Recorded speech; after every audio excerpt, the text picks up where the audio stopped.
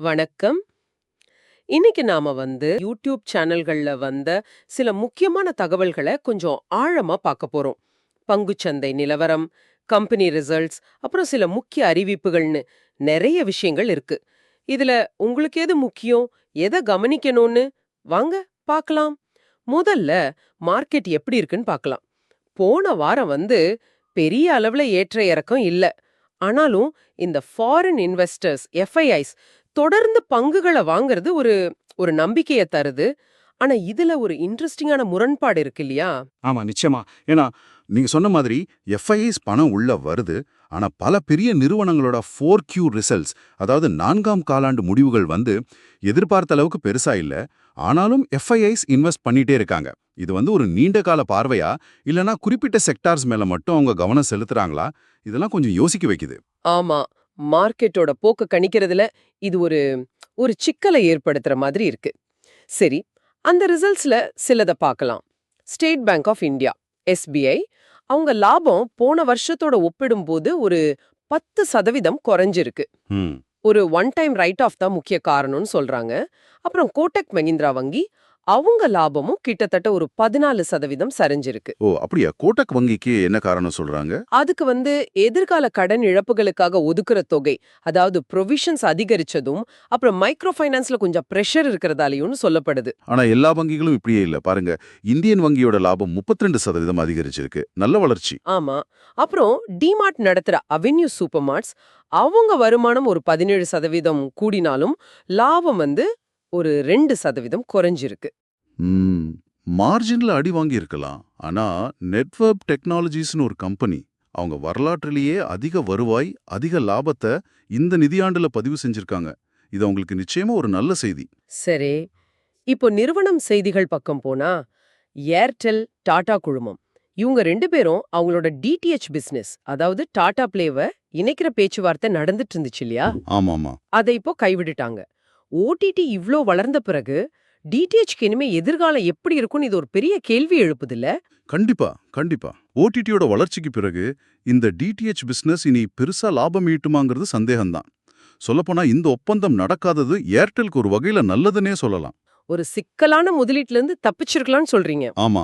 சரி, இன்னொரு பக்கம் சாம்சங், அவங்களுக்கு இந்திய அரசு கிட்ட இருந்து ஒரு பெரிய நோட்டீஸ். சுமார் $520 மில்லியன் வரி நோட்டீஸ். ஓ, என்ன பிரச்சனை? இறக்குமதி செஞ்ச பொருட்கள்ல அதோட வகைப்பாட்டை தப்பா சொல்லி வரி ஆதாயம் பெற்றதா ஒரு குற்றச்சாட்டு.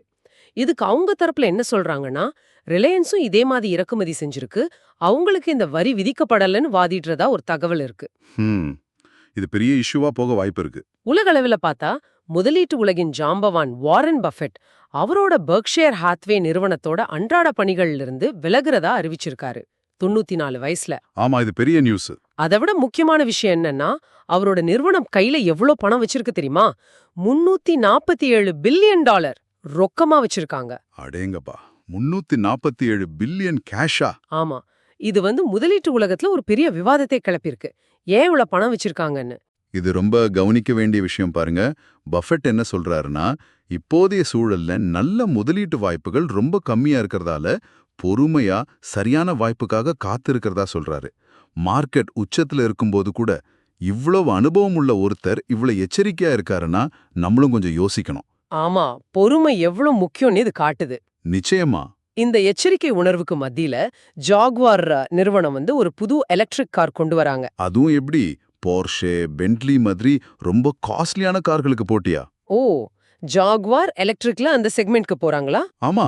இதோட வெற்றி எப்படி இருக்குமோன்னு ஒரு சந்தேகம் இருக்கிறதா ஒரு கருத்து நிலவுது. பாருங்க, ஒரு பக்கம் பஃபெட் மாதிரி ஆளுங்க எச்சரிக்கையா இருக்காங்க, இன்னொரு பக்கம் இந்த மாதிரி துணிச்சலான முயற்சிகள். மார்க்கெட்ல 2 விதமான போக்குகளும் இருக்கு. உள்நாட்டுல பார்த்தா ஜொமாட்டோ அவங்களோட 15 நிமிட டெலிவரியை நிறுத்திட்டாங்க.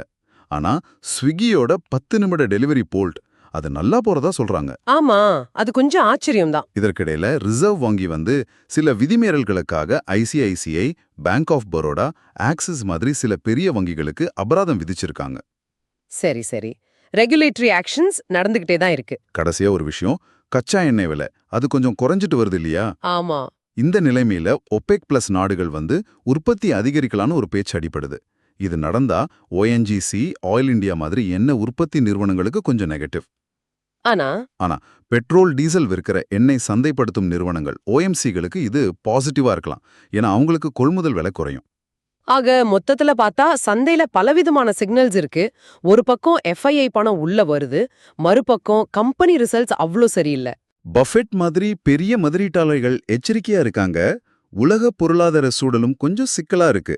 ஒரு தெளிவில்லாத ஒரு சூழல் நிலவுதுன்னே சொல்லலாம். ஆமாம். இந்த தகவல்கள் எல்லாம் வச்சு பார்க்கும்போது அடுத்து என்ன நடக்கும்னு உறுதியா சொல்றது ரொம்ப கடினமா இருக்கு. கரெக்ட். சரி, உங்களுக்கான ஒரு சிந்தனை. வாரன் பஃபெட் மாதிரி ஒரு அனுபவம் வாய்ந்த முதலீட்டாளர் இவ்ளோ பணத்தை கையில வச்சுக்கிட்டு சரியான வாய்ப்புக்காக காத்திருக்கிறாரு. இந்த நேரத்துல நீங்க உங்க முதலீட்டு முடிவுகளை எப்படி மறுபரிசீலனை செய்ய போறீங்க, இல்ல எப்படி அணுக போறீங்க? கொஞ்சம் யோசிச்சு பாருங்க. நன்றி, வணக்கம்.